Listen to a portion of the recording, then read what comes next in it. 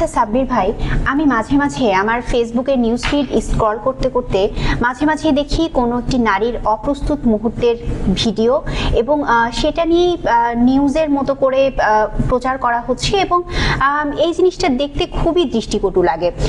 আপনার কি কোথাও গিয়ে মনে হচ্ছে না যে আসলে এই যে আমাদের স্মার্টফোন এটি আসলে সাংবাদিকতার বদলে একটি অপসাংবাদিকতার হাতিয়ার হয়ে উঠছে? ঠিক তাই স্মৃতি আপা, এইটা শুধু ওই অপ্রস্তুত মুহূর্ত না, আমি যদি বলি যে এক্স্যাক্টলি কারো শরীরের বিশেষ অঙ্গ এবং তাকে কেউ ধরেন যে একজন আমাদের মা বোন খালা কেউ শাড়ি ঠিক করা বা ভিড়ে দাঁড়িয়ে আছেন, ওনার এই দাঁড়িয়ে থাকার অবস্থানটাকে জুম করে ফ্রেমিং করে ব্রেকিং নিউজে এসে আরও কিছু শব্দ যোগ করে ফেসবুকে ইউটিউবে ভিডিও আপলোড করে দিচ্ছে। এটা আসলে সাংবাদিকতা না, এটা বেসিক্যালি একটা কদর্য কাজ, এটা একটা খারাপ কাজ। এটা এইভাবেই সংজ্ঞায়িত করা উচিত। এবং আরেকটি বিষয় হচ্ছে কি যে এই যে ভিডিওগুলো ছড়িয়ে দেওয়া হচ্ছে, এই ভিডিওগুলোতে কিন্তু ওপরে অত্যন্ত চটকদার টাইটেল ব্যবহার করা হচ্ছে এবং এই যে ভিউ লাইক শেয়ারের জন্য এবং বিভিন্ন ভিউ বাণিজ্যের জন্য এই কাজগুলো সচরাচর করা হচ্ছে, যেখানে আসলে এই যে স্মার্টফোন ব্যবহার করে যে আমাদের সাংবাদিকতা, এটা কিন্তু আমাদের তৃণমূলের মানুষের কথা বলার একটি হাতিয়ার হওয়ার কথা ছিল। কিন্তু সেখান থেকে কি আপনার কি মনে হয় না যে আমরা তৃণমূলের মানুষের কথা বাদ দিয়ে, সাংবাদিকতা বাদ দিয়ে আসলে ভিউ বাণিজ্যের প্রতি এই ভিডিওগুলো ছড়ানো হচ্ছে বা এই ভিডিওগুলো ছড়াচ্ছে? সঠিক বলেছেন, আমি বলবো যে ছড়ানোই হচ্ছে। তার সাথে কি করা হচ্ছে আপা, মানুষের কিছু গোপনীয়তা ব্যাপার থাকে। যেমন আমি চাই না যে জিনিসটা আরো 10 জনকে জানুক।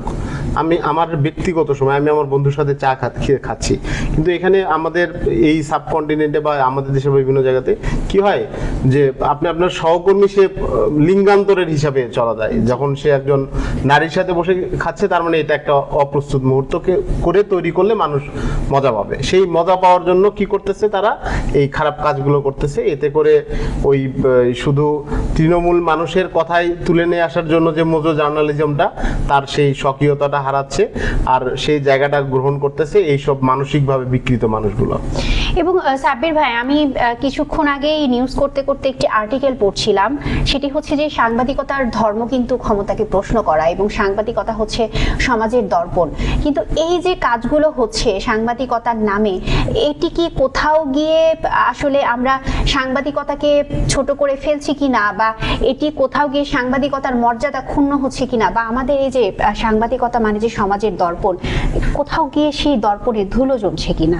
এই দর্পণে শুধু ধুলো না, আমি মনে করি যে দর্পণে ইচ্ছা করে কালো কাপড় দিয়ে রাখতেছে। কারণ যদি এই দর্পণে কালো কাপড় না থাকতো, তাইলে হয়তো বা এই দর্পণের মানুষগুলোর প্রতি এই অবহেলা হইতো না। এই সাংবাদিকতা বিষয়টাকে খারাপ করে ফেলতেছে এই মোবাইল নিয়ে যারা এখানে সেখানে ঘুরতেছে ফিরতেছে, তারা করতেছে মানুষের অপ্রস্তুত মুহূর্তগুলোকে নিয়ে, আমি বলবো এটা ট্রল বা সুশ্রী দেওয়ার মতো একটা কাজ করতেছে। এবং আপনার কি মনে হয় যে এগুলো কি আসলে তাদেরকে কি আসলে সাংবাদিক বলা যায়, বা এগুলো কি সাংবাদিকতা বলা যায়? তারা সাংবাদিকও না, তারা কন্টেন্ট ক্রিয়েটরও না, তারা মানসিক রোগী। এবং এই মানসিক রোগীর সাথে কারা কারা সায় দিচ্ছে, যারা আপনি আমি বা আমাদের মতো কেউ হাতে ফোন নিয়ে ওই জিনিসটা ভিউ করছে, সেটা শেয়ার করতেছে, আরো 10 জনকে পাঠাচ্ছে। এটা পুরোটা একটা মানসিক বিকৃততার কাজ এবং এটা একটা কদর্য কাজ। এবং সম্প্রতি সিয়ামের সহধর্মিনী উনিও কিন্তু এই বিষয়টি নিয়ে প্রোটেস্ট করেছেন, আপনি মনে করতে পারবেন হয়তো।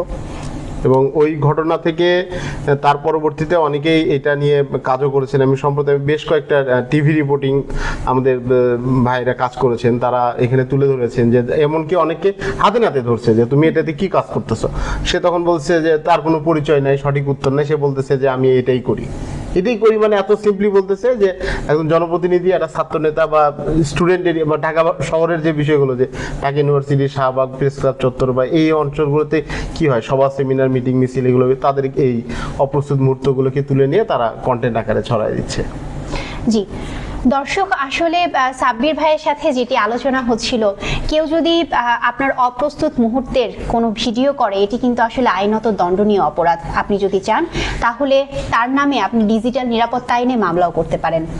আপনার হাতের সেই স্মার্টফোনটি যেন কারো কণ্ঠস্বর হয়, কারো আতঙ্কের কারণ না হয়। সাংবাদিকতা হোক জনস্বার্থে, কারো ব্যক্তিগত মর্যাদা, ব্যক্তিগত সময়, ব্যক্তিগত অবস্থানকে ক্ষুণ্ণ করা নয়। এই হোক আমাদের প্রত্যাশা। ধন্যবাদ। দর্শক, দৈনিক করতোয়ার নিয়মিত আপডেটগুলো জানতে দৈনিক করতোয়ার সাথেই থাকুন।